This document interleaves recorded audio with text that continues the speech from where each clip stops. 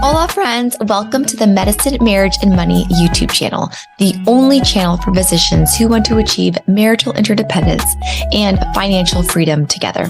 On this channel, you will learn how to show up as the best version of yourself so that you can love intentionally and build a more financially savvy relationship with your spouse. And I am your host, a physician mom, a doctor's wife, a Gottman leader, a certified life and marriage coach, Dr. Kate Mangona. Welcome. Bienvenidos.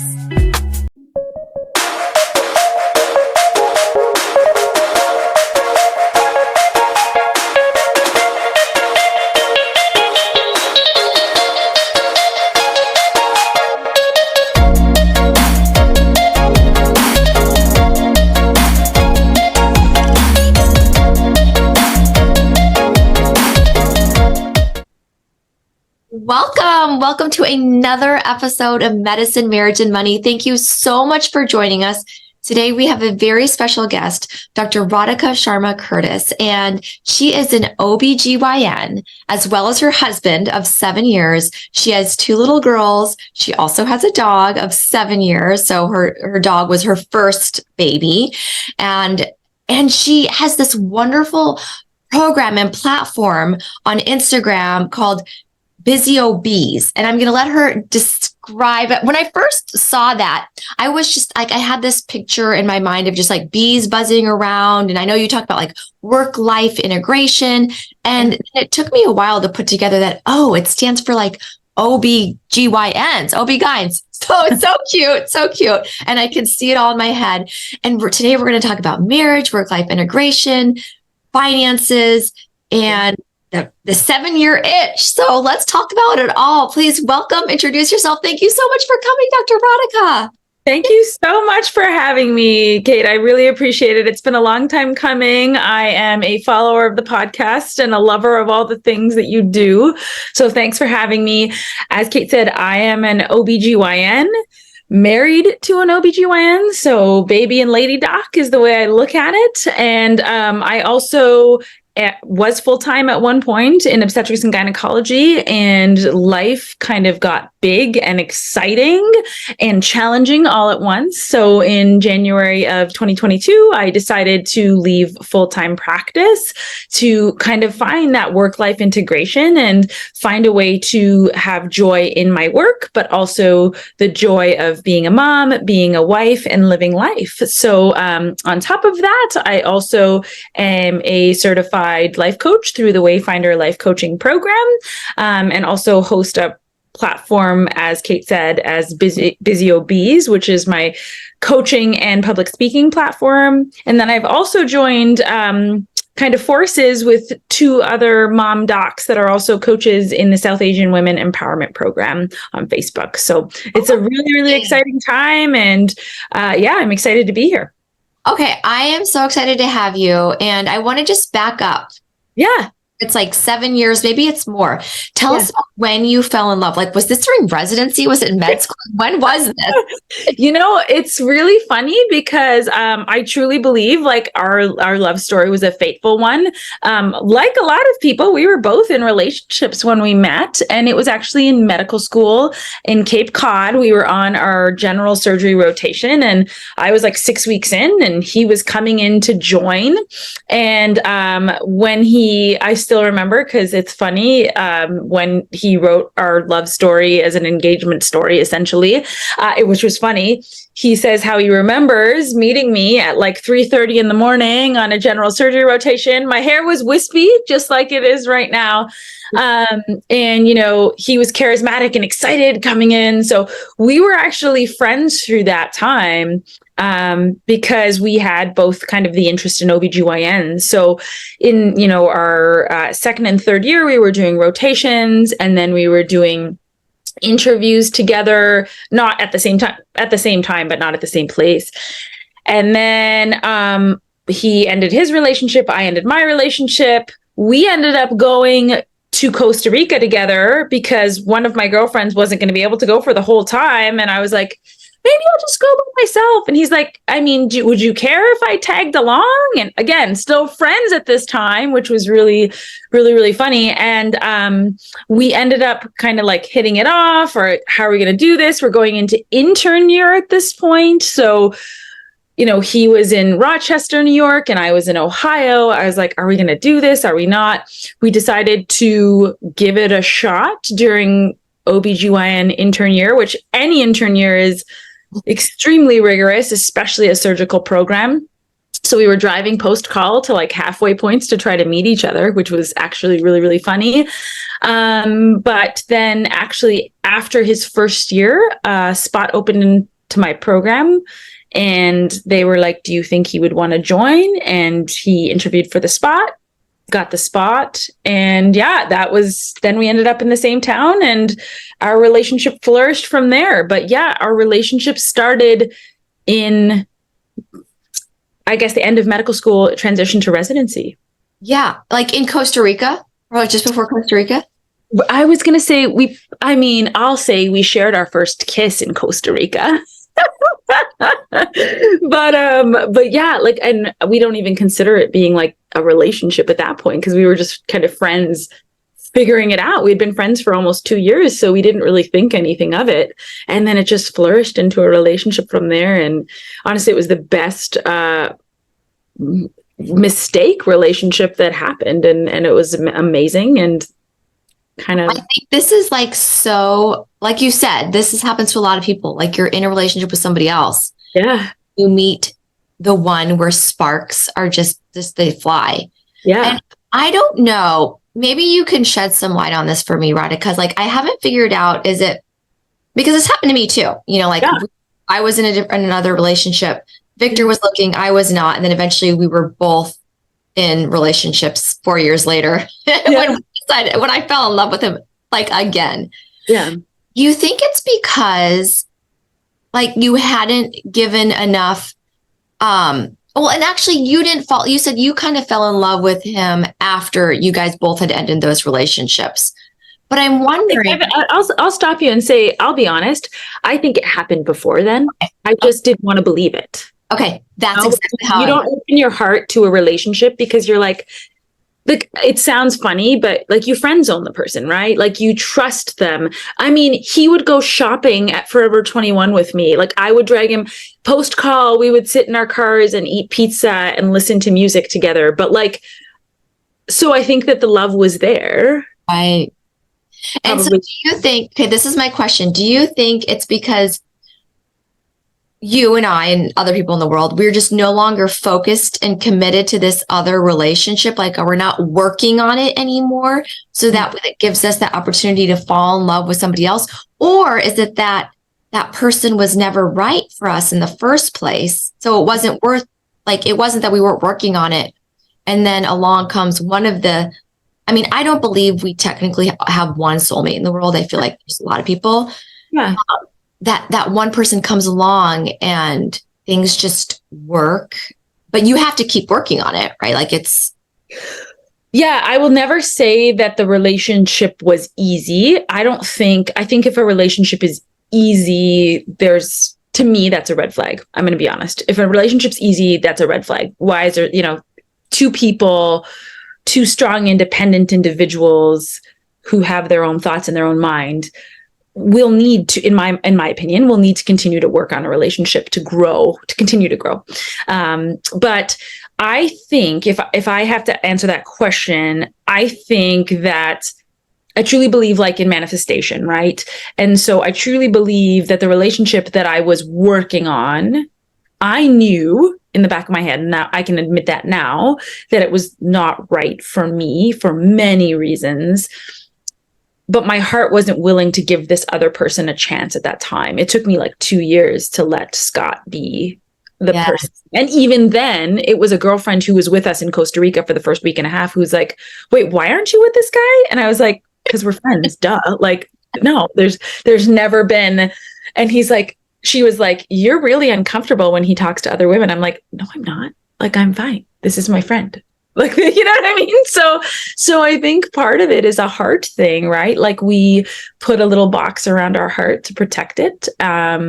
especially if we've been hurt before, or in the case of like someone who may be working towards a goal like education or residency, we're like, no, I don't have time for that. Table that. It'll come sometime later down the road. Right. Yeah. And I think what that does, that sets it up for, that kind of sets us up for more, I don't know if it's disaster in the future, but then we learn these things later in life, like how to navigate a relationship and conflict management. Once you're like settled down, you're married, you have kids, and like, you're great. Like, right. You've been an OB-GYN for how many years now? You don't have to like focus so hard on learning the rules and the test questions. And so what have you found now at this point in your career, 2 little girls, 3 and 5, that's really tested your abilities and your conflict management skills? Like, is there any 1 or 2 or any particular moment that pops out in your mind with you and your husband that kind of just tested that, something that you didn't even know could be tested, 10, 15 years ago? Yeah. So it's interesting. When you do medicine, and I feel like any career, when you're in that fluctuation point of growth, especially, it's like you were saying, you're so engrossed on your career that you don't think anything can throw you off path, right? And then you have kids and you just think, well, this is the way things are going to go. And you fall into life, right? You fall into, the kids have doctor's appointments. I have to do this. This is my responsibility. For us, when I hit, and this is just honest and raw, like I hit a mental point at the end of 2021-ish, mid to end of 2021, where I was like, how am I going to do this? Like, I am not finding joy in what I thought that, like, I thought OB/GYN would give me that joy forever, right? And I thought that was the fulfillment. And I think it was very naive of me to think like this would be it and I wouldn't need anything else for growth purposes. And then I felt like I was pulled in 2 different directions between, being a good mom, a good wife, a good doctor, like, right? So many different, and that is where like my husband started to notice, like, you aren't having joy. I definitely had symptoms of depression. I definitely have had symptoms of anxiety. And that was a big fluctuation where it was like, wait a minute, we need to reevaluate what we're doing because we're still early in our careers. We can't live this way forever. Like, let's have a recheck. And so the first real big inflection that we had to like do something different was that. So not over, I guess, just under 2 years ago was a huge inflection. I mean, I'm not saying like having children and whatnot is not big, but that was an inflection in our relationship and our marriage and our careers. And so it was really a test to how are we going to show up for each other? What are we going to do for each other to keep this marriage growing, to keep this family afloat, and get through this big hurdle? And it was huge. And I think that my husband was very supportive to the point where he was like, if you need to step away and step back for a little while to figure out what you need to do, then we're going to do that. And I always have to refer to like the Michelle Obama idea of, she talked about it's never 50-50, and it was Brene Brown talked about it too. It's like sometimes one person in the relationship is going to have to carry 80% because the other person is only able to bring 20%. And the reason I bring that up is because really at that point, he needed to carry us in such a way because he allowed me to step back and really figure out what I wanted to do. Wow. Okay. So what did that look like? Like, I know you said you had some symptoms of depression, anxiety, but yeah, that first conversation I know can be really hard, and it might not even be just like one big conversation. It can be little small things built up. Like, how did you know your husband knew? Like, what did that look like?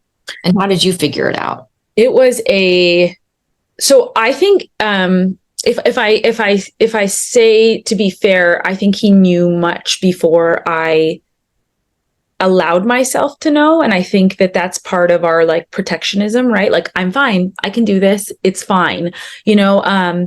And it definitely came out in little conversations. Like I receded, I would feel resentful of him. I felt like he wasn't listening to me. He felt like he couldn't get through to me. We would come home from work and I would be like, kind of pulling back and just doing the things I was supposed to be doing. And then finally he was like, do you even like, are you finding joy? He even said to me, like, are you finding joy? Are you happy anymore? Mm-hmm. And I remember when he said that, again, it's an easy statement, right? Like you can say that, but it was really like no, I'm not. And to actually admit that like there was a problem, it was a lot. As a mom, as a wife, as someone who like feels like they are in control, super type A, to admit that there was an issue is a problem. This was totally me 4 years ago when my husband said, if I make you this unhappy, right? He did put the blame on himself, right? If I make you this unhappy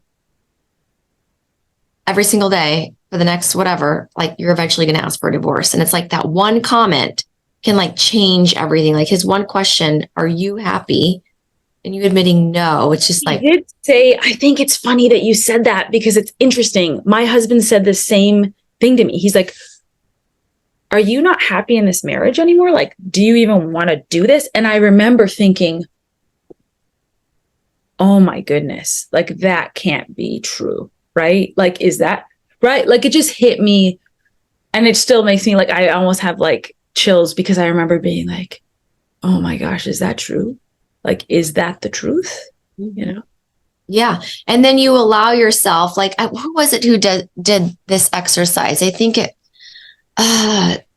Dr. Fariel Michaud talks about this exercise. It was Brene Brown that does it. She has you write down all these things, or it might be Elizabeth Gilbert. I'm not sure, but it's like you write down this story, your shit story. Mm-hmm. And that could be like right after he asked you that, like all the things you think to be true. And then you give yourself permission to believe none of it. Yeah.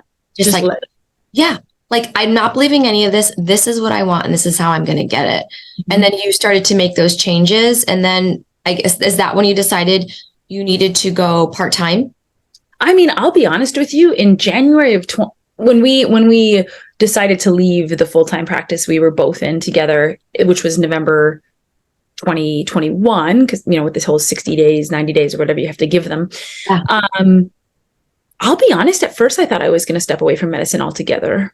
Which was really, really hard, right? Because so much of what we tie our identity to, so much of what our relationship felt like it was tied to was medicine.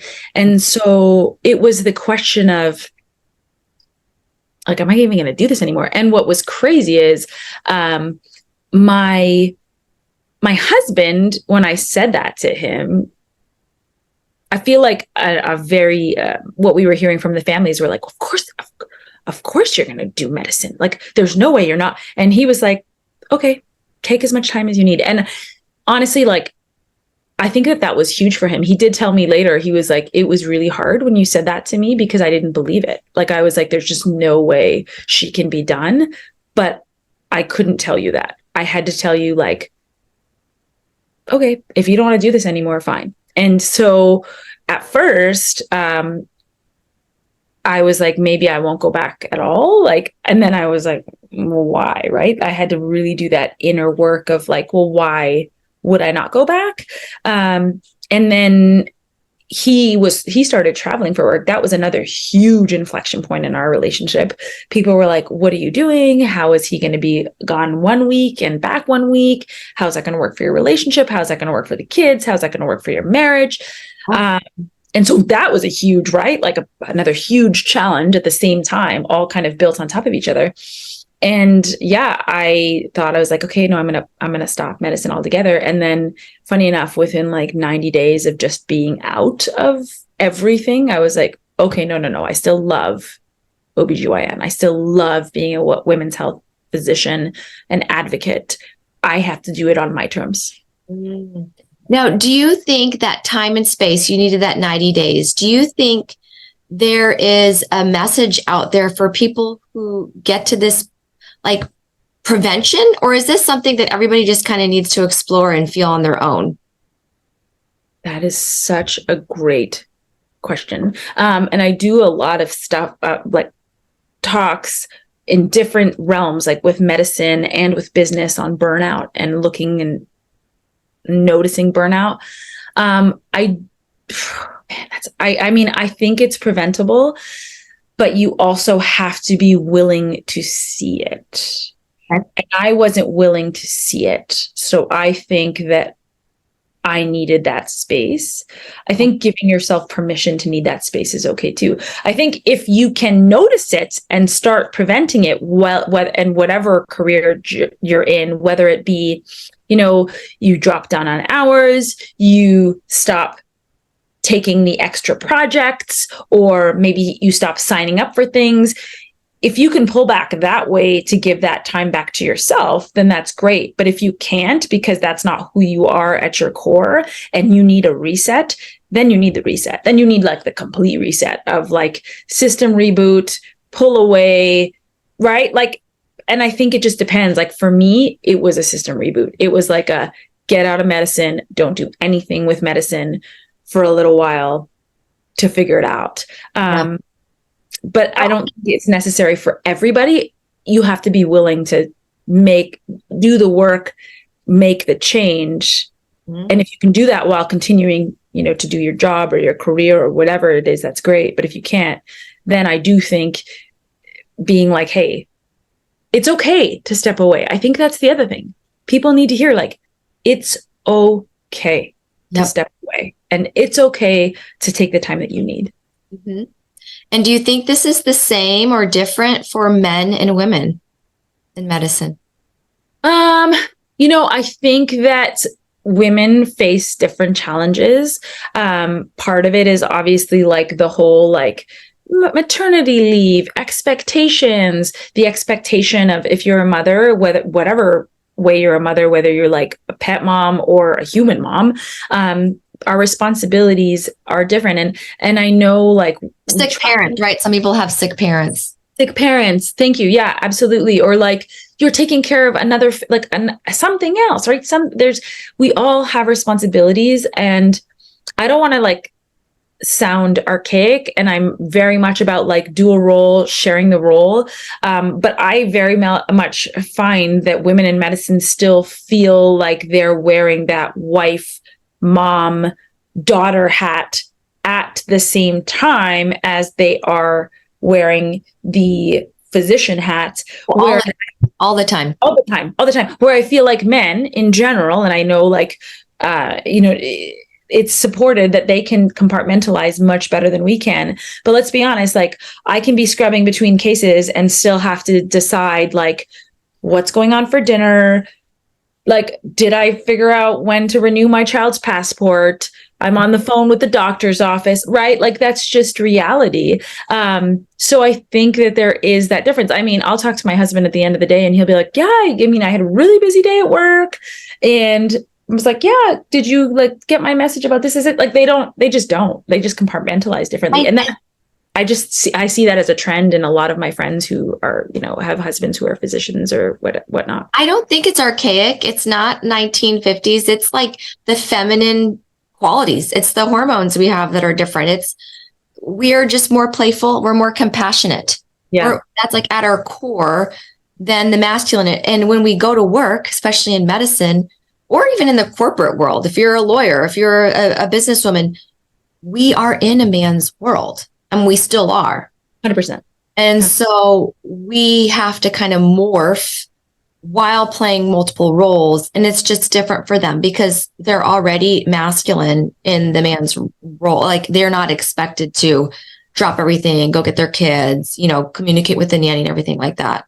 Oh, yeah. And I mean, it's funny, right? Like, and you said it so eloquently, like, especially when you're going into like for me, when I'm going into busy operating room, you see like, we're still like we're seeing like men in the orthopedics field, men in the cardiovascular, and like in the OR. So, when I'm like talking to my kid before I scrub into a case, I don't necessarily, realistically, I'm not seeing that a lot with the male surgeons or male physicians. And it's not because they don't love their family. It's just like, we're just balancing 55 other things. Like if school is calling to tell you your kid has a fever, like, they're still calling the mom most of the time, or the nanny's communicating it with the mom, not so much with the dad. So yeah, and it's what's really interesting about that is my husband and I, like, especially since this transition happened, I feel like we can talk to each other more openly than we ever have. And so, we've talked about going back to a traditional model of 2 full-time OBGYNs, and that looks like 80 to 90 hours a week per person, right? That's full time. And he's like, but I'll be honest with you, like, it's really nice to be able to be like, Radhika is taking care of meal planning, trip planning, activities for the kids, Christmas gift, like organization of family stuff, right? Yeah. And I don't feel like I could do that without having stepped away a little bit and giving us that space. I love it. So you guys are both part-time then. He does locums? So technically he is full-time and he's employed, but he travels every other week. So he works away for 1 week and then comes home for 1 week. Okay. And so then he's still considered, because when he's there, he's on call for 7 days. He is. Oh, so he's 7 days on, 7 days off? Yep. Okay. So how have you found that because you said a lot of people question, like, right, how is this going to work for your marriage? Mm-hmm. I mean, I can see how it could work beautifully, and you did long distance before. Have you found it to be challenging or not? The first 6 months I found, I was like, what's going on? Like, how are we going to do this? And it's crazy because now we're settling in on 2 years. Okay. And I remember when he started, we were like, a year tops. That's it. We can't do this longer than a year. And just kind of a little bit of background. Neither of us live close to family. So we're here in an area where it's just like us. We have a full-time nanny, which is irreplaceable to me, like, is my godsend. But yeah, when he went, I think the biggest concern was like, is this going to be detrimental to our marriage? There was a lot of outside chatter, and rightly so, from family and close friends who were like, is your marriage falling apart? Like, are you guys getting separated? Like, what's going on? Why are you doing this? And he felt a lot of pressure, which now I feel very protective of him. He would have a lot of people being like, how could you be leaving her with the kids? Like, and he was like, no, I don't think you understand. Like, I'm making this sacrifice for our family. I am traveling. And so she can do what she's doing right now. Otherwise she wouldn't be able to. Right. And so, yeah, it was really, really hard. Sometimes you take for granted when you're under the same roof, like you don't communicate, or you say like, oh, we put the kids to bed and we have time. Like, do you really though? Like, are you really? When we were living under the same roof 24/7, working full time, we were like passing each other like strangers in the night. Yeah. That's all my kid. Right? Is he to the same place every other week or not? Yeah. So he's the same place every other week. So he's contracted with them. Okay. Like, he's an employed physician for them. So yeah, it was tough. Our kids are young. My kids are now 5 and 3. So when we started this, my youngest wasn't talking at all. She wasn't even 2 yet. So that was probably the toughest, that they were really small and like, where's daddy going? And then, the challenges of having 2 toddlers, I think. Yes. The hardest thing to ever do in the entire world is parent toddler for me so far, because I haven't had teenagers or preteens yet, but No, I'm with you, because like the communication, the tantrums, the outbursts, and so now we've kind of fallen into a groove. And I'll be honest, the 1 week on, 1 week off, when he's home, there's no pager.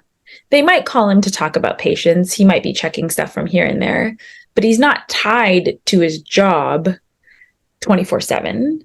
Why don't you move there? Oh, because we like where we are. And Okay. he goes to a really, really small place, like Oh, really small. Like, so he's, you know what I mean? Like he's in an underserved area. We did talk about that. We did. But we would never live in like just out of our personal, it wouldn't be best for us.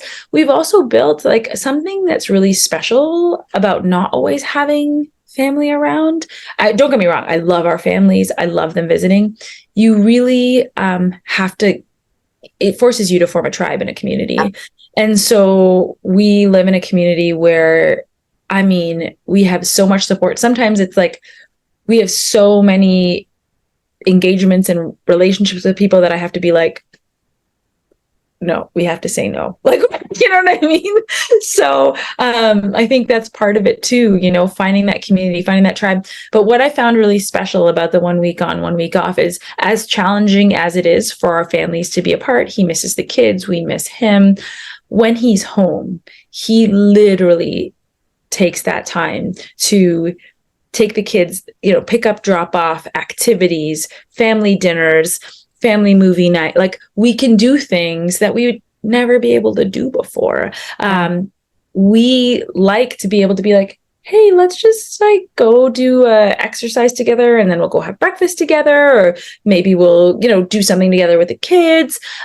We took one of like in October on a Thursday, we took our kids to the zoo because we could, like, you know what I mean? Like, that flexibility, I don't know if we would be able to have that in any other way. And so I do feel like it's forced us to communicate much more deeply. You can't hold on to resentments because you're not around the person. I guess you could, but it would be really detrimental to the relationship. don't hold on to that's the whole point of this episode, this like all these episodes, right? Let go of resentment. Yeah. I love that. Yeah. And I feel, and I said this to him, probably we were doing a vision board for 2023 last year. And I remember he said, I feel closer to you now than I ever have before, which I thought was so weird because we spend like 26 weeks apart. Yeah. So what is it? If somebody's on the edge, right? They're like, okay, so this is all great, right? He's got this kind of low or contracted job in a rural area. He's with you 7 days. But like, what is it about everything that you have this open communication and that you didn't have before? Like, okay, I get it. You know, you've gone through, well, maybe people just need to hear this because you went to the Wayfinder program. Did that have anything to do with it? But what is it? Like, how so is your communication so different than it was 3 years ago? I think that again, when we were strangers in the night, kind of passing, you don't necessarily open your heart completely to the other person because like you're tired all the time because you really like, we used to put our kids to bed and be like, I can't talk to you anymore because like I'm done, right? I'm empty. I spent my day talking to patients, then I took care of our kids. Like, so there was a lot of like, I don't have the energy to talk to you about this. Whereas now, and I do think that the coaching came into it too. It's like you come and it's funny because this is newer, but there's this concept of like the most generous interpretation. Have you heard of that before?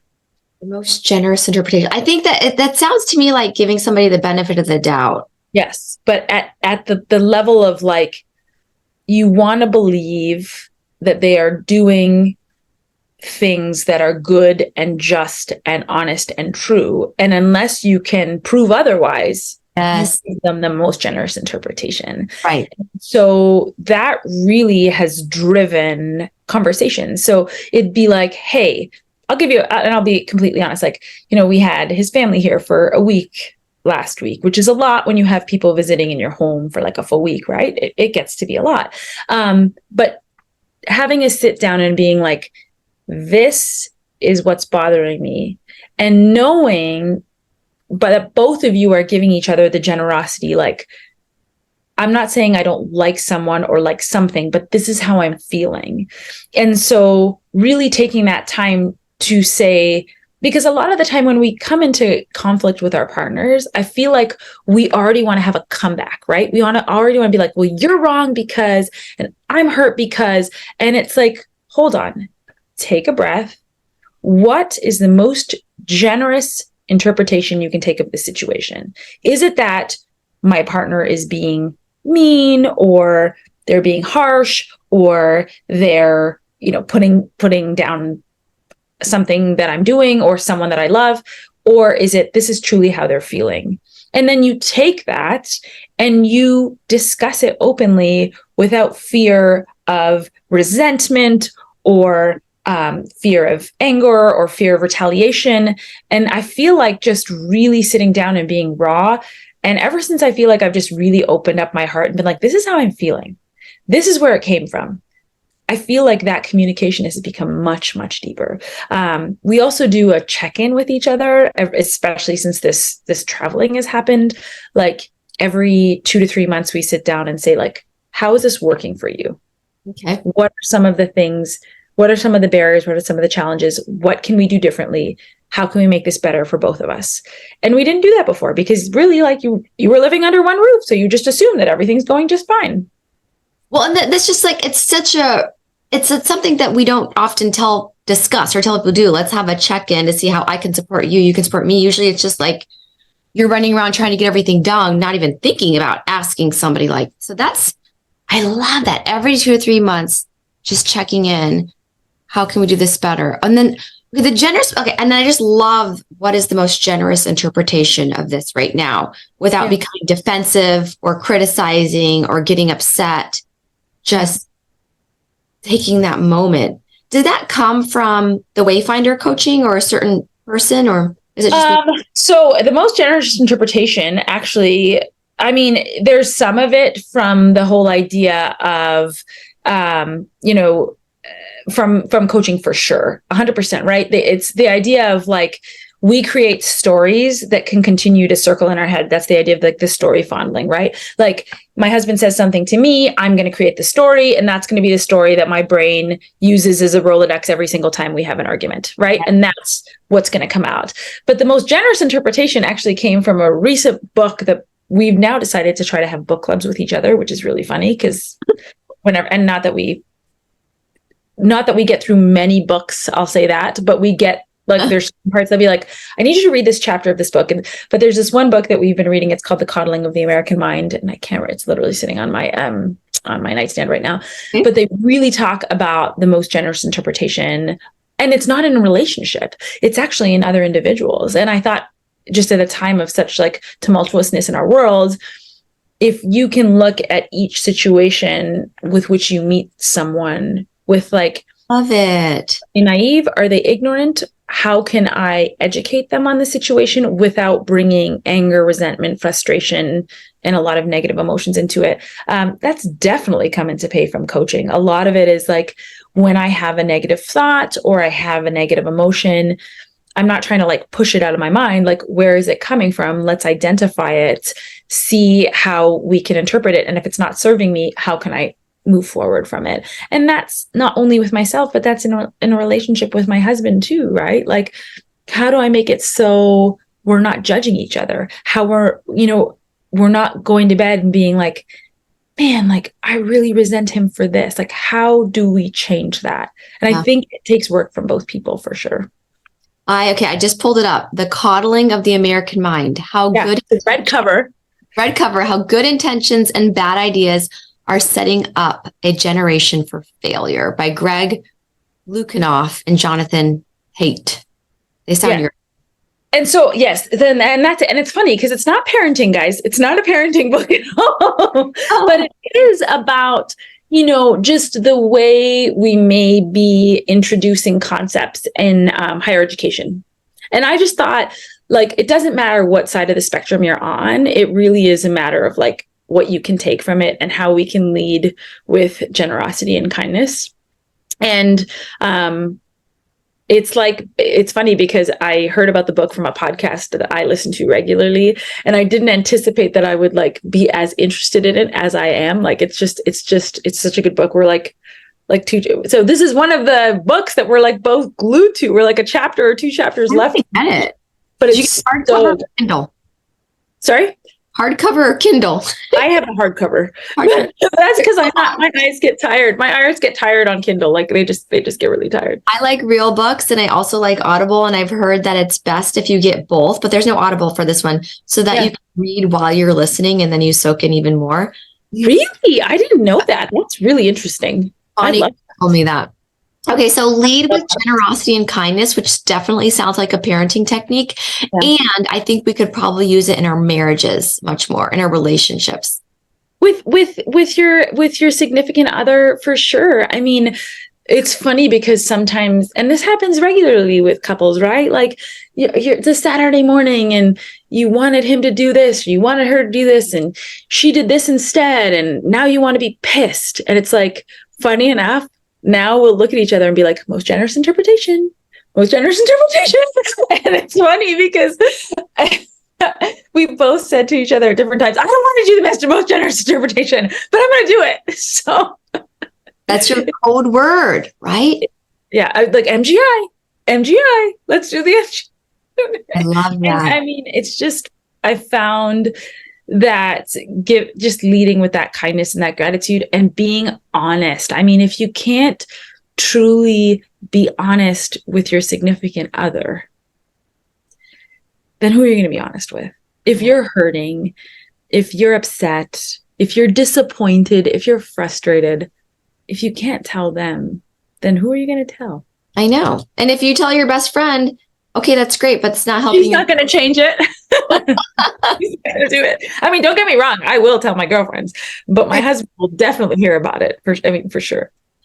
Okay, so let's switch into the financial aspect. Wait, before we switch into that, what's your current division? Are you still delivering babies, or are you doing most of it? Yeah, I was just in the operating room. I mean, that's part of the reason my day today was like so nuts. It's like today's family and kids and appointments and dog vet appointment. Monday I was on call for 24 hours. Yesterday I was in the OR. I'll be on call tomorrow. And today I'm doing family stuff. So yeah, I mean, I would say if you look at my schedule, like on a monthly basis, I'm still part-time hourly wise. So yeah, I'm still delivering babies. And the nice thing is when I went back to it on my own terms, I loved it even more. Like, I love that I have like a micro clinic that I can go into and like see my patients and take care of the OB, take care of the GYN. I'm still doing women's health in a full spectrum from like ages 13 to like onward, right to the end. So, I love that. But I also have been able to, for like this morning, I took my time for exercise in the morning on my own. And then I took my oldest to gymnastics, dropped her off, took my youngest to tennis, brought her back. So I still get to do the mom stuff. And when my husband comes home, we have like certain activities we'll do together that are pretty much scheduled. Like, yep, both of us will go to hot yoga on Wednesday. Both of us will play tennis together on this day. We definitely have at least one date night when he's home. 100%. Doesn't matter if it's like a Tuesday or in the afternoon. We give that time to each other. So there's definitely been almost more of a healthy balance than we had before under one roof. Wow. You're prioritizing each other is what it sounds. And there's a lot of movement in there, which I love. It like gets you into that state where you're present and you're grateful. And yeah. And we like now we get to the joy of doing like activities together that we didn't get to do because you had to like pass each other. Like, okay, you have to go do this and I have to go do this because this is only how much time. Like, we have more time now than we did before, which is weird, right? Yeah. Because he's away for a whole week and then back. Yep. And you're still working a lot, but you're prioritizing your family and your time and your movement. Yes. 100%. Okay, so finances. Yeah. Let's talk about how you guys split that up in your household. Who's the CFO? Do you guys have joint accounts, different account? Like, what does that look like? My husband's the CFO, 100%. And part of it was just natural. Like, he's a money guy. He likes the numbers. We did Dave Ramsey, which I thought was really cool. Like, we did the whole Dave Ramsey program in residency, which I was like, I'm not doing this. This is awful. Like, I don't have the time, let's be honest. But we did it and and then before we got married, he did something that was really, it caused me to be very, very vulnerable, but it was probably one of the best things that we could have done. He was like, all of it. I want to know all of the debt. We need all of it. We need to put it in a spreadsheet. We need to figure this out.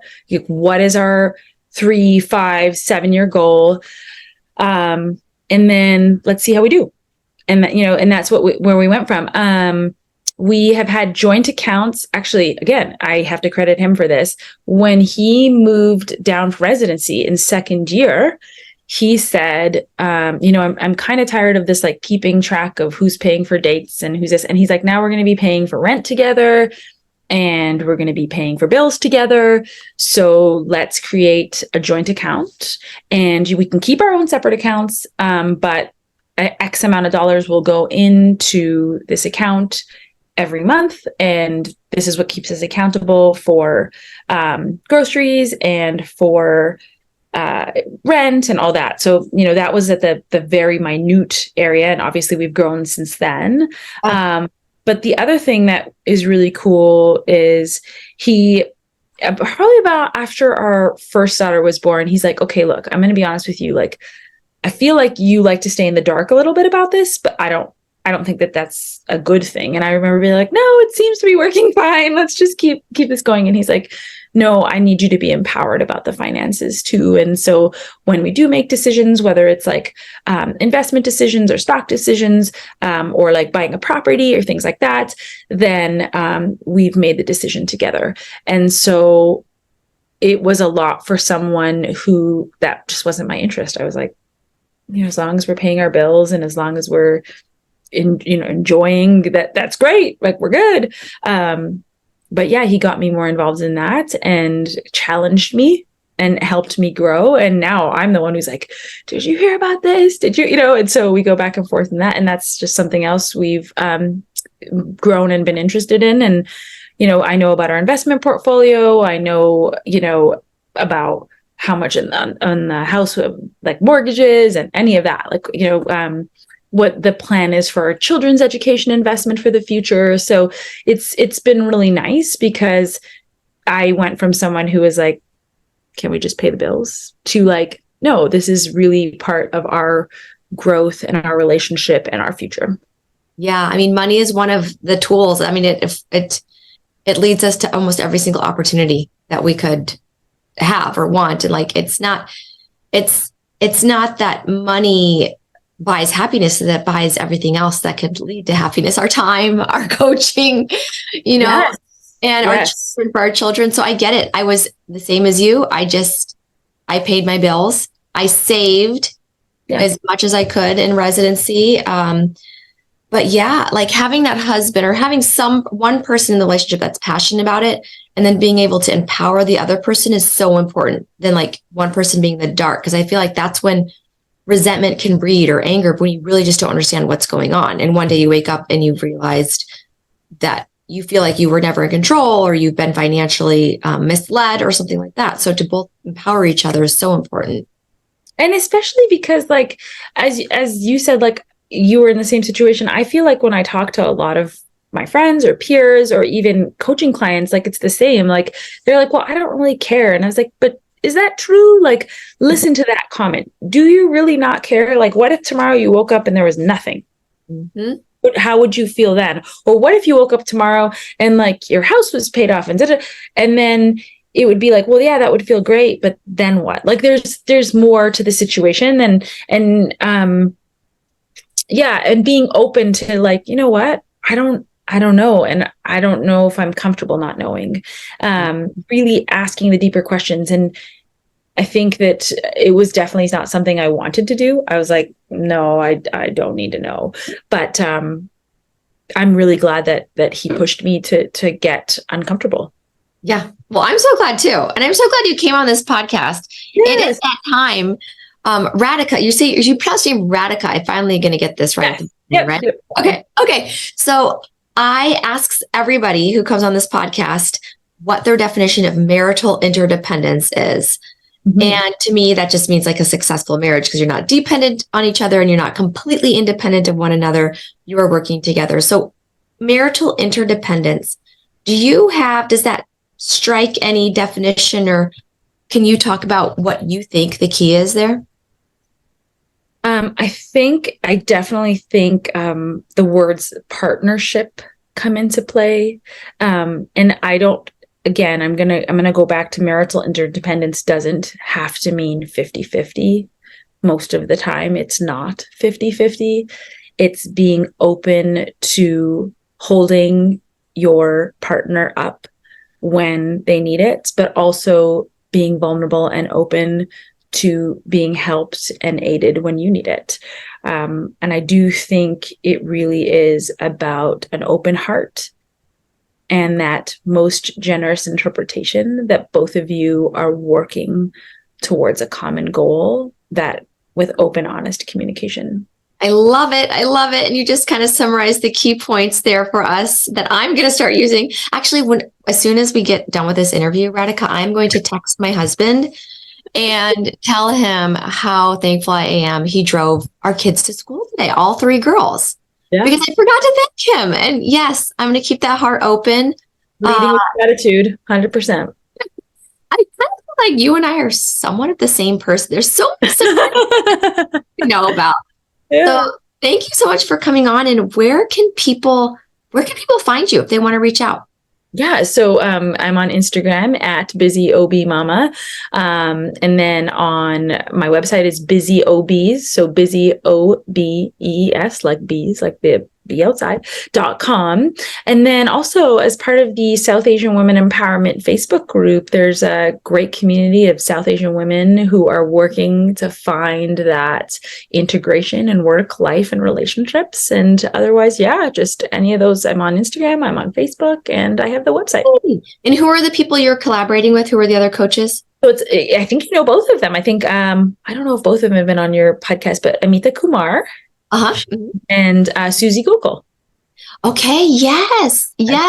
So. That's right. Suzanne and her, she pops up everywhere. I've seen her at multiple everywhere. Times. I know. I feel like she's everywhere. Yeah, absolutely. It's fun. But it's great to, it's funny, like we're kind of all over the country, but, just growing a group of strong women who are supporting each other and not working to tear each other down. I think that's really important. Exactly. Okay. Lesson of the day, build somebody up instead of tear somebody down, and go start with your hubby or your lover, whoever it is we're working on today. Whoever it is. Okay. Thank you so much for coming on, Dr. Radhika Sharma Curtis. Thank you so much, Kate. Appreciate it. Have a great day. What an amazing session with Dr. Radhika Curtis Smith. I can't even tell you, but I feel like we were the same person. Everything she said, falling in love while dating somebody else, having a husband who works a ton, like both dual physician couples, having 2 little girls, having that one pivotal conversation where her husband asks her if she's happy or if she's happy in this marriage that changes everything, deciding to create some shifts, going into coaching, all like her finance journey, her husband, the CFO, and her getting into being empowered through the financial aspect. I just loved it, loved all of it. And I felt like when she said, okay, so let's go with my take home points. Okay. So take home point number 1, I believe in manifestation. So when you decide something, when you decide that you want to manifest, you have an idea or you have a goal and you've decided, you can manifest it, not just by thinking about it and hoping about it and praying about it, but actually acting on it. And those emotions and those thoughts will push you closer towards that manifestation. And also, we often know when we're in a relationship, point number 2, we often know we're in a relationship that's not right for us. We know it deep down inside and we're afraid to admit it. And everybody else around us knows, but it doesn't matter. It doesn't matter because we have to see it ourselves. So if you know deep down inside that the problem or the issue may be something inside one of the stories in your own head or maybe you're angry, or maybe you're frustrated, or maybe there's a recurrent emotion that you just aren't feeling, that doesn't necessarily mean you're in the wrong relationship. I've always said, and so did my coach mentors before me, that before you leave a relationship, you have to know that you can be happy inside of that relationship as your own human person, like as your own human being, as your own person. Find happiness while you're in that relationship, and then give yourself permission to leave. Now, if you cannot find happiness, and if you're in a troubled relationship, that's a different story. But if you're a fine relationship and it's really not the problem of them, you think it might be their problem or that they changed, really maybe it's just how you're looking at something. Can you find happiness in your life right now? And if you can't, why not? Is it because, are we blaming them? Are we blaming our love? Because I find it really difficult to believe that you can't find happiness because of one person in your life. And yes, maybe it's the most intimate person in your life. Maybe some people say it's because of their father, because of their child. Well, are we going to continue to live in the past? Or do you want to live in the present and the now towards the future? Number 3.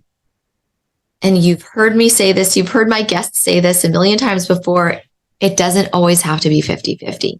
If you're not happy in your relationship because he or she is not giving 50% of the bargain, 50% of the not holding up 50% of the support in the relationship, that's okay. It's not always 50-50. If you feel like you're giving 100% and they're giving 0, well, has it been that your whole relationship? Has it been there all 20, 15, 5 years? Or is this a recent thing? Are they going through something? And are you willing to live with that for a month, for 2 months, for a year? Do you love them enough to support them through that so that it swings back the other way, the pendulum swings back? And it's not always a yearly thing, right? It could be on a daily basis. Maybe one day they're the ones shuttling the kids around to all the appointments and all the activities, picking them up from school when they vomited, cleaning all the dirty laundry, even though your housekeeper is not there that day, just because they happen to poop in their pants or pee in their pants and it's got to be cleaned, making sure the dishes are out of the dishwasher because you're out of spoons or forks. Like, you're just doing all the things because you happen to be home that day and while your other spouse is at work. But does that really mean you're doing all the work? Are they doing the work too? Is there some sort of So it can shift on a day, minute, hour by hour basis. Number 4, even though you don't live by family, maybe you do, but if you're one of those people who don't live by family, that doesn't mean you have it harder. It may take a little bit more motivation and ambition to get out there and create your network, your community of babysitters, of nannies, of mommy helpers, of friends, of neighborhood grandmas who you can count on or call to when you are in need, and who you serve also and help when they are in need. Build that community. Deliver cookies to your neighbors. Guys, it's almost Christmas. It was just Thanksgiving. Deliver fudge. Deliver that banana bread. Okay, give out the love.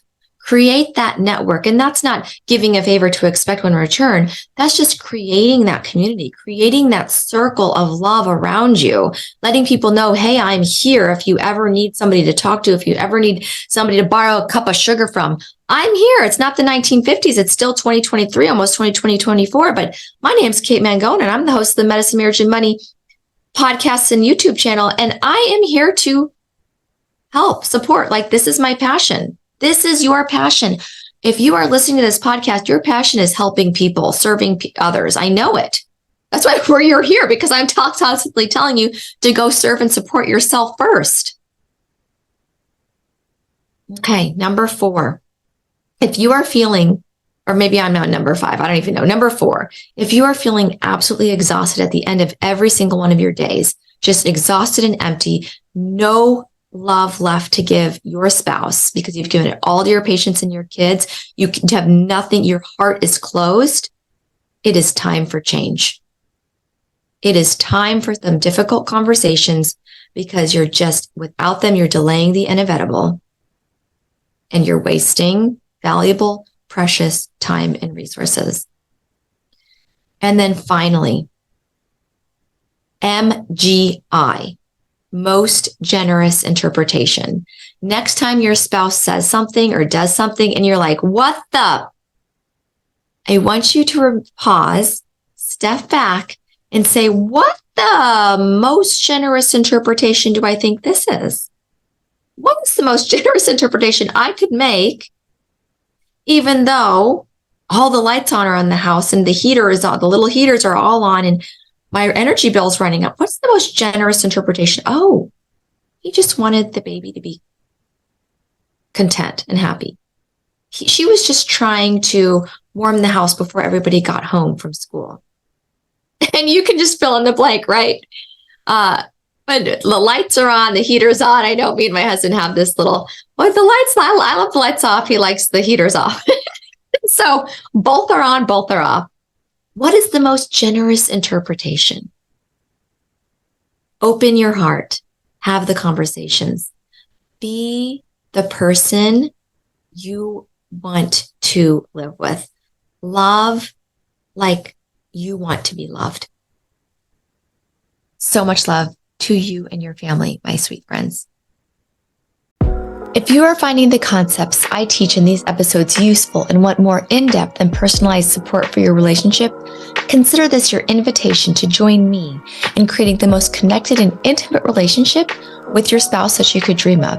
Go to www.medicinemarriageandmoney.com right now and download my 18-page medical marriage survival guide and workbook at no cost to you.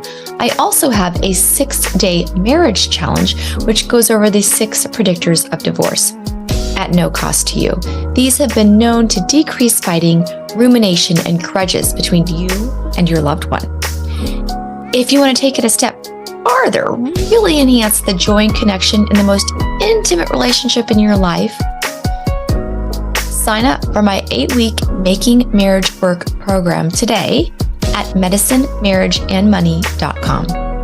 Thanks for leaving us a stellar review, subscribing, and sharing with your friends on social media. You have the power to improve someone else's life and marriage simply by sharing this episode. Much love to you and your spouse. You're exactly where you need to be in this moment. Adios, my friends. The content of this episode is not intended to be a substitute for professional, medical, or financial advice. The opinions provided on this episode are those of myself or the invited guest alone. They do not represent the opinions of any particular institution. Always seek the advice of your physician or financial advisor with any questions you may have of a medical condition or financial plan. This is for your entertainment only.